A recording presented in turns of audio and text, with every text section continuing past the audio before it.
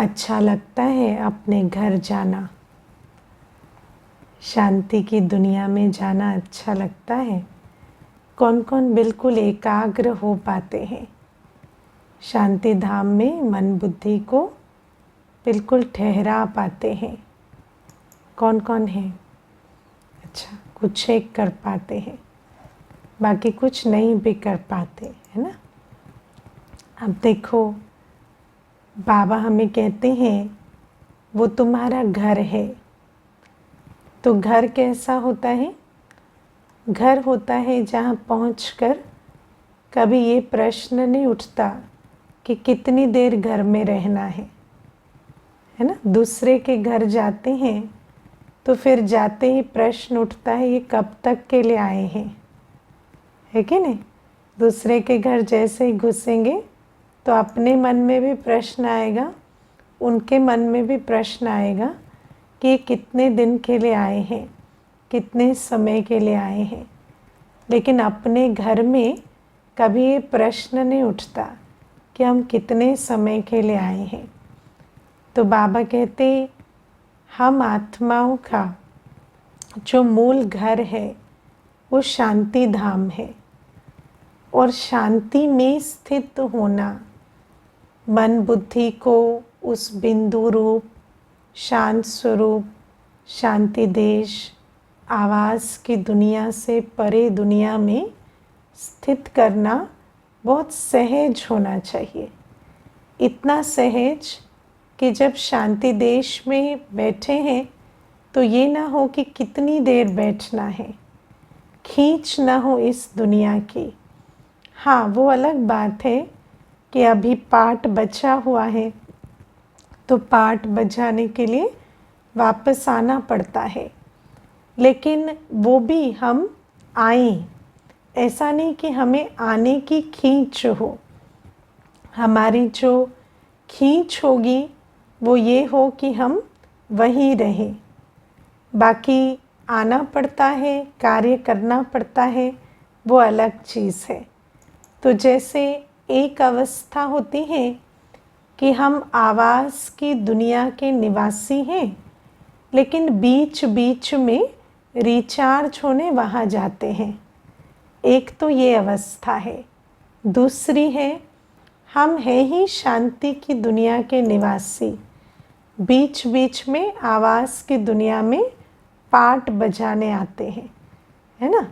जब वो वाली अवस्था बन जाए कि हम हैं ही शांति के देश के निवासी, बीच बीच में पाठ बजाने आते हैं, तो फिर जब पाठ में भी आएंगे ना तो शांति की स्थिति में, अपनी उपराम स्थिति में रहकर पाठ बजाएंगे।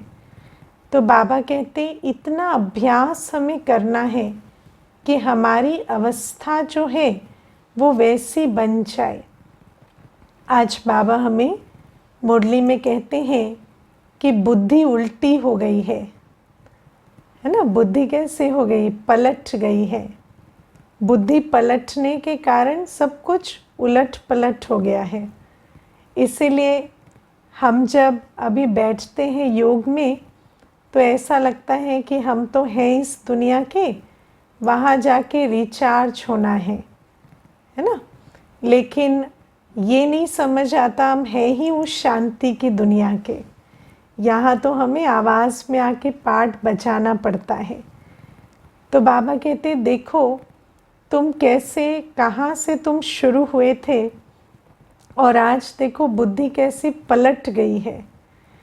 और ये जो पलटी हुई बुद्धि है, अब आप विचार करो कि जैसे अगर किसी को उल्टा लटका दें, है ना, 10 दिन, पता नहीं लटका सकते हैं कि नहीं, फिज़िकली पॉसिबल है या नहीं लेकिन मानो किसी को 10 दिन उल्टा लटका दें और वो 10 दिन सारा कुछ उल्टा देखे, है ना। क्या देखेगा? पहले पहले पैर देखेगा, फिर सर देखेगा, इस प्रकार से रोज़ देखे।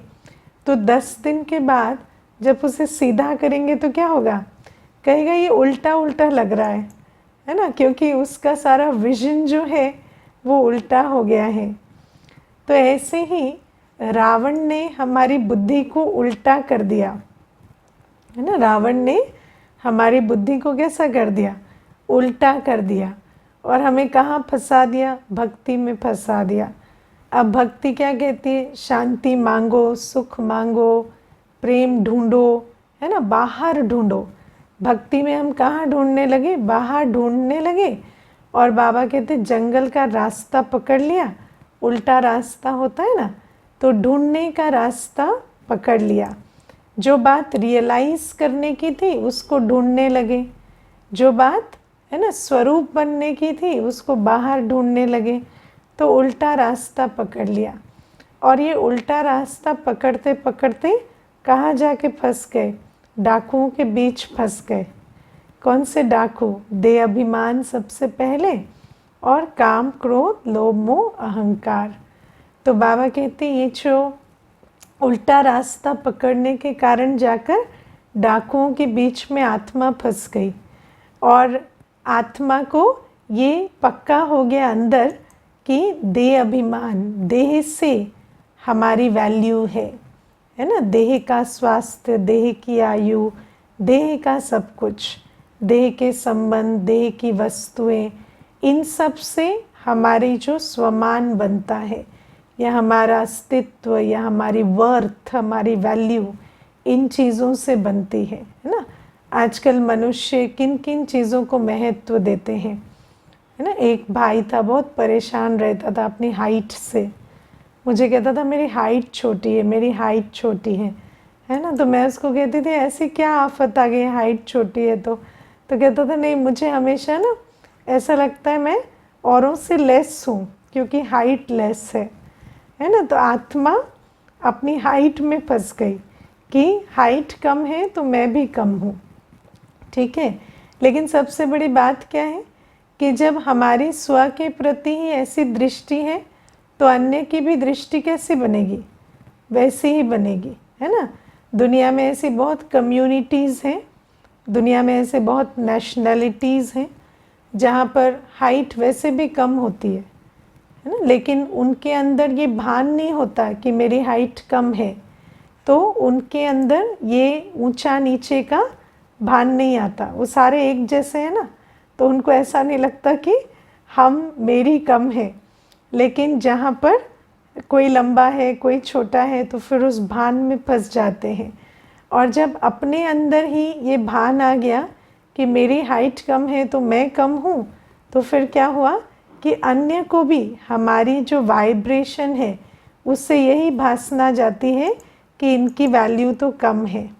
तो बाबा कहते तुम्हें किन किन चीज़ों में फंसा दिया, है ना। क्योंकि आत्मा के अंदर स्वमान, सुख, शांति, सबकी जो अनुभूति है उसके लिए रावण ने तुम्हें बता दिया कि तुम्हें बाहर एक्सटर्नल अस्तित्व पे डिपेंड करना पड़ेगा। तुम्हारे देह के संबंध, कई आत्माएं मैरिटल स्टेटस में इतनी फंसी रहती है ना। मैं मैरिड हूँ, अनमैरिड हूँ, डिवोर्स्ड हूँ, है ना, क्या हूँ, उससे विडो हूँ, सेपरेटेड हूँ, या उन बातों में कितना फंसे रहते हैं।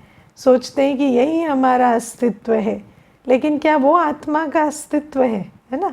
जब हम परम धाम जाएंगे तो हमें पूछेंगे कितने साल तुम मैरिड रहे या डिवोर्स्ड रहे, या तुम्हारा मैरिटल स्टेटस क्या है।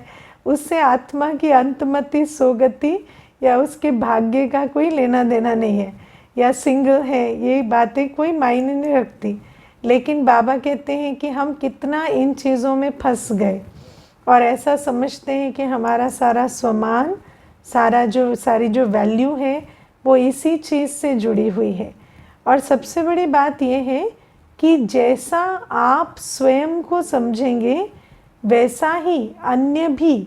आपने कभी नोटिस किया है कि जब आपके मन में स्व के प्रति कोई बात आ जाती है तो वही बात चारों तरफ से आपको सुनाई देने लगती है ना, क्योंकि आपका ध्यान उस तरफ चला गया। तो आपका ध्यान जहाँ जाएगा, अन्यों के भी शब्दों में, व्यवहार में आप उस बात को ढूंढेंगे, उस बात को आप देखेंगे, तो अन्यों की भी दृष्टि में आप वो दृश्य देखेंगे और अपने अंदर वो इंटरनलाइज करते जाएंगे। मानो मुझे अगर ये भान आ गया कि मेरा मैरिटल स्टेटस ठीक नहीं है, तो मुझे ऐसा लगेगा हर मिलने वाला उसी को ही देख रहा है ना। और फिर मेरे अंदर भी वो जो, क्योंकि अपनी ही बुद्धि से ही तो हमारी दृष्टि है, अपनी बुद्धि के आधार से हमारी वृत्ति है, और जैसी दृष्टि वे जैसी वृत्ति वैसी सृष्टि, तो हमें सृष्टि का अनुभव भी वैसा ही होता है। तो बाबा हमें कहते हैं तुम किन चीज़ों में फंस गए, तुम काम विकार में फंस गए, तुम मोह में फंस गए, तुम वस्तुओं में फंस गए, लोभ में फंस गए, देह अभिमान में फंस गए, और फिर जैसे डाकू लूट के खाली कर देते हैं ना, ऐसे इन विकारों ने तुम्हारी सारी कला काया चट कर दी, तुम्हारे अंदर का सारा स्वमान खत्म कर दिया, तुम्हारे अंदर की सारी पवित्रता खत्म कर दी, शांति खत्म कर दी, सुख खत्म कर दिया, और तुम कहाँ जाके फंस गए हो? बिल्कुल अभी बेगर बन गए हो, मंगता बन गए हो। अभी फिर बाहर ढूंढते रहते थोड़ी सी शांति, थोड़ी सी खुशी। आजकल व्यक्ति है ना, मुझे एक बहन कहती है कि 8 घंटे जब देखती हूँ वीडियो, है ना, जो आजकल इतने सारे OTT प्लेटफॉर्म्स हैं, तो वहाँ पर 8 घंटे देखती हूँ, तब जाकर थोड़ा अच्छा लगता है ना। 8 घंटे लगते रिचार्ज होने में तो मैं विचार कर रही थी आजकल क्या हाल हो गया है कि खुश होने के लिए भी इतनी देर लगती है। तो सारा दिन व्यक्ति क्या कर रहा है, थोड़ी सी शांति, थोड़ी सी खुशी के लिए जाते हैं, इतने पैसे खर्च करते हैं, बुकिंग करते हैं, घूमने जाते हैं, और फिर कहते हैं शांति मिली। तो इतना सब कुछ करना पड़ता है थोड़ी शांति के लिए। तो बाबा हमें ये सारी बातें समझाते हैं कि किस प्रकार से जिस आत्मा का स्वधर्म ही शांति है, जिस आत्मा का घर ही शांति धाम है, जिस आत्मा का पिता ही सुख शांति का सागर है, वो किस प्रकार अपने आप को भूलकर उल्टा लटक गई। और अभी बाबा हमारी बुद्धि को सुलटा करते हैं। बाबा अभी धीरे धीरे हमें स्मृति दिलाते हैं। आज बाबा ने कितनी सुंदर बात कही कि टीचर का काम है पढ़ाना और बच्चे का काम है पढ़ना, है ना। और जितना बच्चा पढ़ेगा तो आशीर्वाद स्वयं मिल जाएगी, क्योंकि सारा खेल ही बुद्धि का है।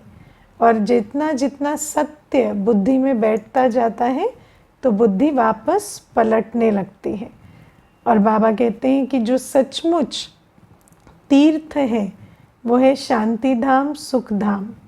तो बाबा कहते हैं अपने बुद्धि बल से कहाँ जाओ, अपने घर जाओ और अपनी नई दुनिया, आने वाली दुनिया में बुद्धि से पहुँच जाओ, है ना।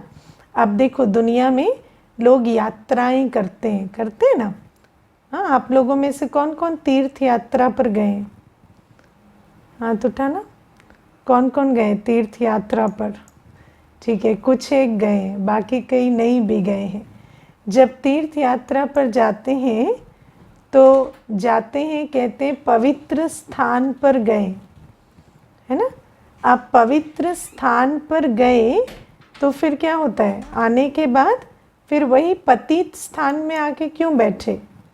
पवित्र स्थान पर गए तो कुछ परिवर्तन आना चाहिए ना जीवन में, लेकिन आकर वही पुरानी चलन, वही पुराना पतितपना। कई तो ऐसे होते हैं, कहेंगे बहुत दिनों से आसुरी भोजन नहीं खाया है, तो जल्दी जाकर घर में पहले खाएं, है ना। तीर्थ पर गए थे तो आसुरी भोजन या विकार से दूर रहे, तो जल्दी जल्दी तड़पते तड़पते आते हैं, और फिर यहाँ पर आकर फिर वही पतित पुरानी चलन में डूब जाते हैं। और बाबा कई बार मुरली में ये भी बताते हैं, आजकल तो तीर्थों पर भी सारा प्रबंध करके रखते हैं, है ना, ताकि कोई ऐसे मिस ना करे, जल्दी ना चला जाए कि आसुरी भोजन नहीं मिल रहा, तो वहीं पर ही हर प्रकार के व्यसन और हर प्रकार का आसुरी भोजन का भी प्रबंध कर दिया जाता है। तो बाबा हमें आज कहते हैं कि जब हम किसी पवित्र स्थान पर जाते हैं, जो स्थान की फ्रीक्वेंसी, वाइब्रेशन, प्योरिटी की है, तो हमें कैसा बन जाना चाहिए? पवित्र बन जाना चाहिए, है ना। और जब आत्मा पवित्र बनेगी तो उसकी रियलिटी चेंज हो जाएगी। सही बात है ना। जब हम परिवर्तन होंगे तो हमारी जो कॉन्टेक्स्ट है, हमारा जो जीवन का अनुभव है, वो बदलना चाहिए। पक्की बात। जब हम किसी पवित्र स्थान पर जा रहे हैं और वहाँ की पवित्रता मेरी पवित्रता बन रही है, तो फिर मुझे जब हम लौट कर आते हैं तो भी यहाँ की दुनिया पवित्र बननी चाहिए। लेकिन बाबा हमें कहते हैं कि इतने समय हो गया है ना। देखो छोटी सी बात है, कहते हैं एक व्यक्ति स्कूल जाता है तो पूरा गांव शिक्षित हो जाता है।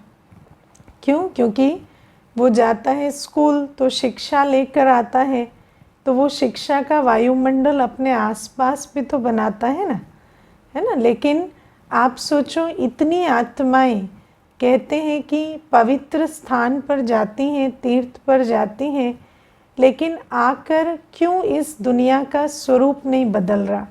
अब मान लो वो पवित्र स्थान किसी पहाड़ी पर भी है, या गंगा स्नान करने गए तो पवित्र बने, अब जब वापस आते हैं तो फिर इतनी सारी आत्माएं तीर्थ करके आती हैं, तो यहाँ की दुनिया में भी तो कुछ परिवर्तन आना चाहिए।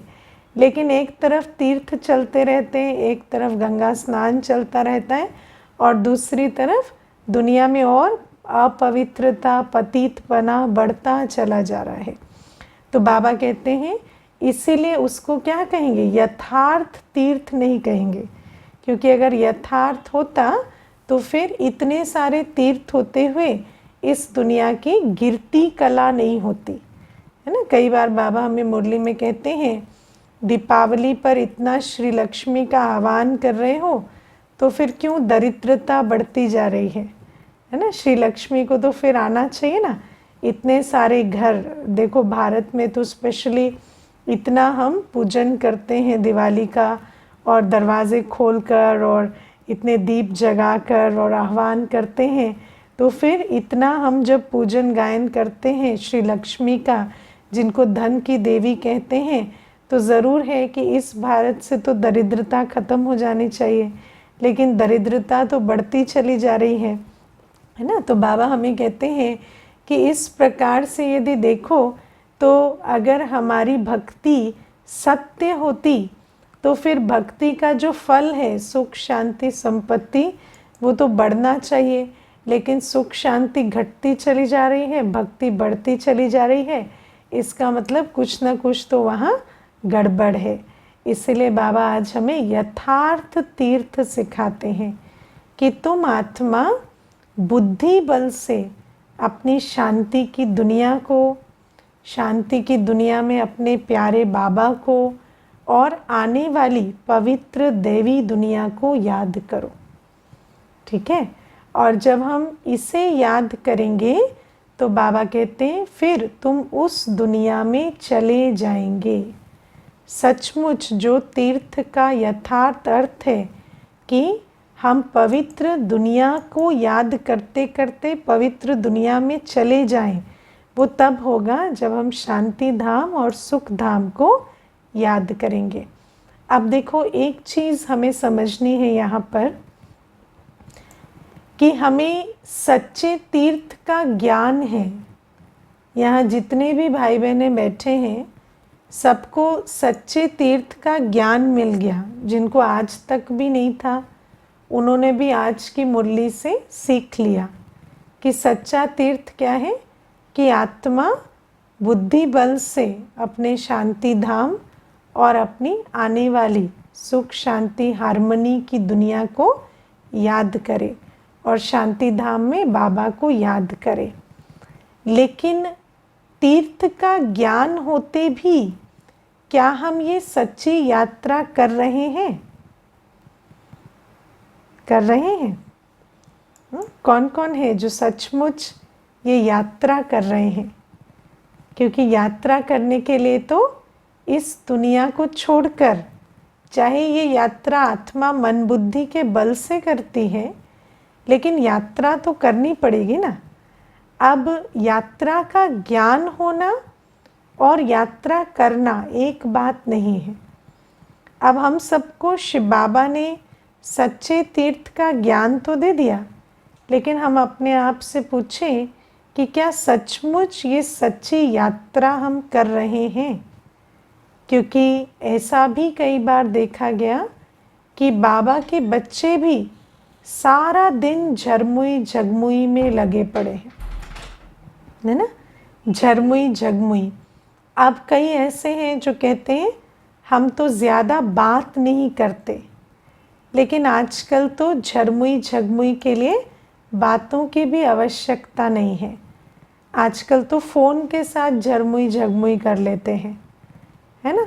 फ़ोन खोला और व्यर्थ की बातें देख रहे हैं, सोच रहे हैं, सुन रहे हैं, उसी में ही सारी दिन झरमुई झगमुई में लगे पड़े हैं।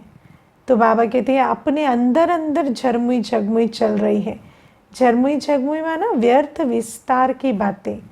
तो वो सारी बातें मन अंदर अंदर भी संकल्प करता रहता है, फ़ोन पे देखना सुनना करते रहते हैं या आत्माओं से मिलजुल कर करते हैं, लेकिन सारा दिन व्यर्थ विस्तार में जा रहा है, ऐसा देखा गया है ना?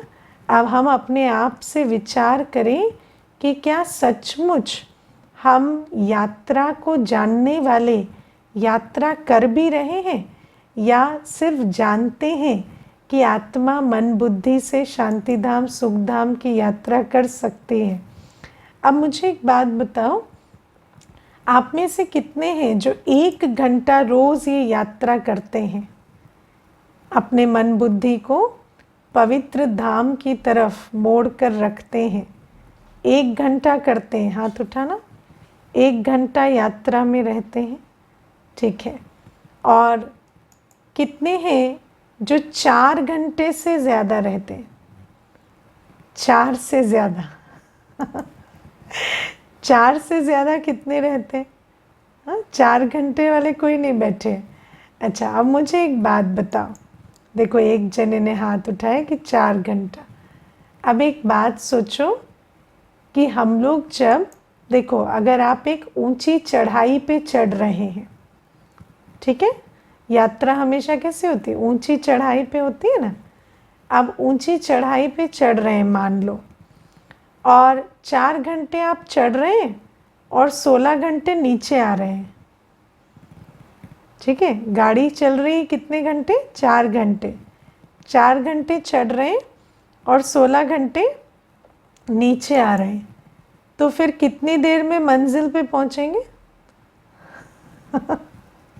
पहुंचेंगे? हाँ, या रोज़ पीछे चले जाएंगे, है ना? तो बाबा हमें कहते हैं कि विचार करो कि हम जो बच्चे हैं वो ऐसा समझते हैं। अब एक चीज़ जो यहाँ समझनी है वो ये कि जब हम ऊंचे नहीं चढ़ रहे तो नीचे ही गिर रहे हैं। जब हम यात्रा नहीं कर रहे तो नीचे गिर रहे हैं। जैसे गाड़ी होती है ना, अगर आप उसको चढ़ाएंगे नहीं तो नेचुरली नीचे आ जाएगी ना। ढलान कैसे होती है कि नेचुरली नीचे आ जाएगी। तो ऐसे जो चढ़ाई पर यदि मेहनत से चढ़ नहीं रहे तो नीचे ही गिर रहे हैं। अब हमें कहाँ पहुँचना है? बिल्कुल शांति धाम की स्थिति में, ऐसी स्थिति में कि बस एक मैं और मेरा बाबा, संपूर्ण शांति की स्थिति में सारे दिन, और कोई संकल्प मुझे खींचे ना। अब आप सोचो, इतने समय से हम सब यात्रा कर रहे हैं, लेकिन वो स्थिति क्यों नहीं बन रही? क्योंकि ये जो हमारा कैलकुलेशन है ना, सारा रॉन्ग जा रहा है। 4 घंटे के लिए खुश तो हो रहे, लेकिन ये नहीं समझते कि 16 घंटे नीचे आ रहे हैं। तो इसीलिए हमें अपनी यात्रा का चार्ट बहुत बढ़ाना है। अब बाबा हमें कहते हैं यात्रा में भी वैरायटी बाबा ने कितनी दी है। चाहे तुम बाबा को याद करो, घर को याद करो, आने वाली दुनिया को याद करो, भिन्न भिन्न तरीक़ों से, वैरायटी रसों से याद करो, लेकिन बुद्धि को इस पुरानी दुनिया की बातों से निकाल कर रखो, है ना। हर कर्म कैसे करो? उस नई दुनिया की, बाबा की, घर की याद में करो, है ना। आज आप देखो, आप हर कर्म करते हैं। आज मुझे कोई पूछ रहे थे कि योग क्या है ना, योग क्या है। तो हमें एक चीज़ अच्छे से आज समझना, हम आत्मा को बाबा ज्ञान दे रहे हैं रोज़ मुरली में। एक चीज़ जो समझने की है वो है, बिना ज्ञान के योग नहीं होता। 4 सब्जेक्ट है ना, ज्ञान, योग, धारणा, सेवा।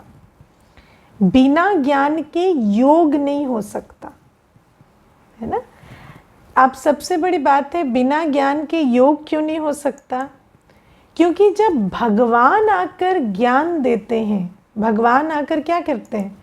पहले कहते हैं तुम मुझे याद करो, पहले ज्ञान देते हैं, तुम कौन हो, मैं कौन हूँ, घर कहाँ है, कैसा है, सत्य क्या है, असत्य क्या है, सारा ज्ञान देते हैं। जब भगवान आकर पहले ज्ञान देते हैं, भगवान आकर कहते हैं कि पहले योग नहीं, पहले ज्ञान सुनो, तो इसका मतलब है कि ज्ञान के बिना योग नहीं हो सकता। अब भगवान से, जिसको हम योग सिखाने वाला कहते हैं, योगेश्वर है ना, तो जब योगेश्वर हमें योग नहीं ज्ञान सिखाते हैं पहले, तो उनसे ज़्यादा तो हमें नहीं मालूम ना। तो हम ये ना सोचें कि हमें मालूम है कि योग डायरेक्ट हो सकता है और शायद बाबा को नहीं पता, इसीलिए हमारा शॉर्टकट बाबा नहीं अपनाते। लेकिन ऐसा नहीं है कि बिना ज्ञान के योग हो सकता है, इसीलिए बाबा आकर पहले ज्ञान देते हैं। अब ज्ञान क्या है? ज्ञान है मैं कौन हूँ, मेरा घर कहाँ है, मेरा पिता कौन है, कैसा है, और सत्य असत्य क्या है, इस सृष्टि के आदि मध्य अंत के बारे में क्या सत्य हम जानते हैं, और जिसको हम नहीं जानते वो बाबा हमें बताते हैं। तो बाबा हमें ये जो आदि मध्य अंत का ज्ञान देते हैं, घर का ज्ञान देते हैं, बाबा का ज्ञान देते हैं, सच्चा स्नेह क्या है, पवित्रता क्या है, शक्ति क्या है, इससे पहले हमें मालूम था, हम बाबा के बने उससे पहले आपको स्नेह क्या होता है वो पता था? हाँ, अभी पता है स्नेह क्या होता है? सच्चा स्नेह क्या होता है? सच्चा स्नेह किसे कहेंगे? बताओ, कौन बताएंगे? उपासना बहन बताओ, सच्चा स्नेह क्या होता है?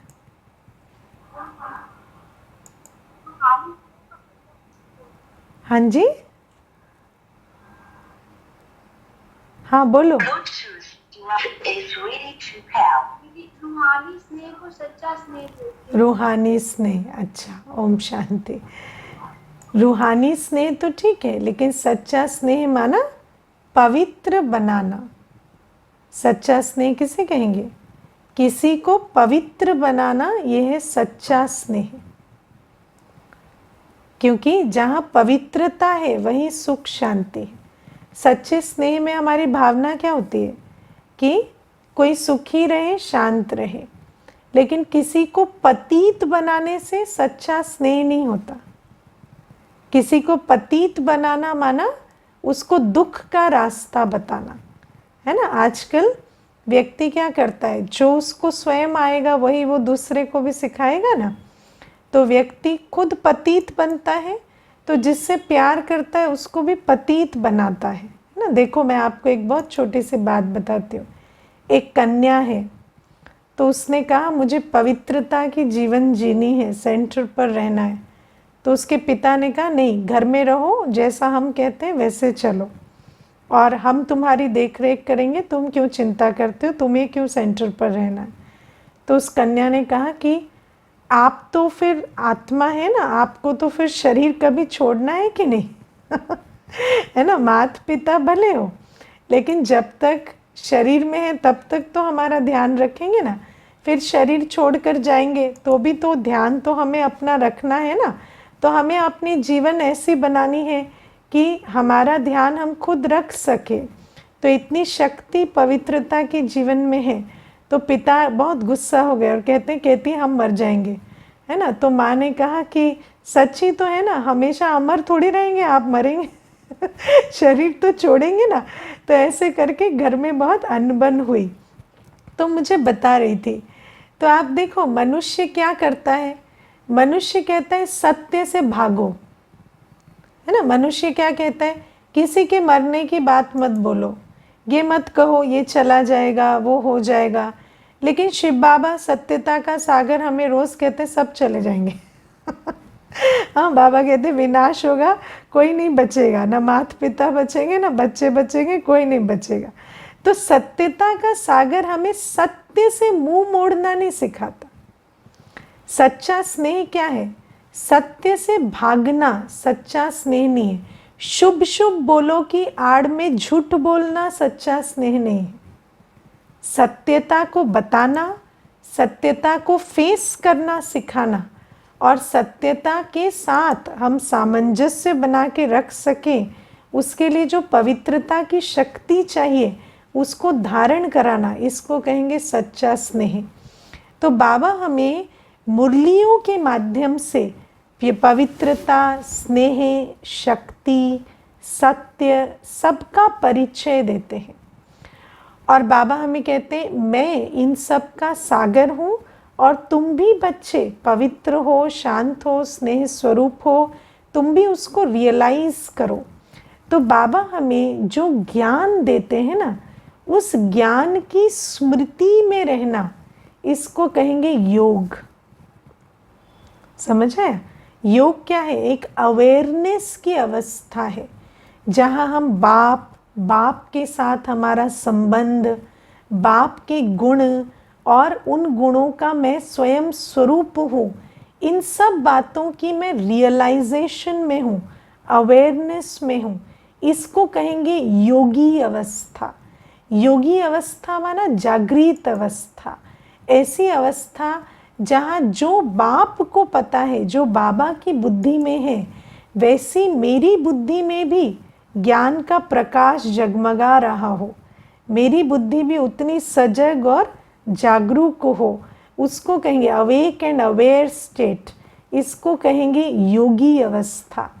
तो बाबा हमें कहते हैं कि तुम आत्माएं इस पतित दुनिया में रहती हो, जहाँ हर जगह झूठ है, पतितपना है, दुख है, धोखा है, ऐसी दुनिया में रहती हो।